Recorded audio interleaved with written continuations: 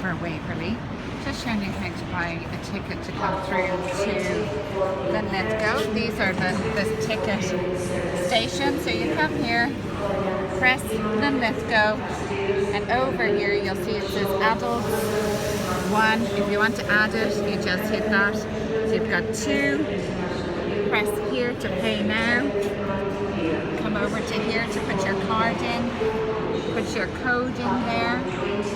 Then, I won't do it now, you would hit OK and the tickets all come down here. They flash red down there until all the tickets are printed, and when it's ready to go, it goes green. So there you go, you've got Linlithgow. This one is saying off peak day return. If you're coming out to us on a tour, it probably will be peak return that you would get. There you go. That's what they look like. Hope that's of help.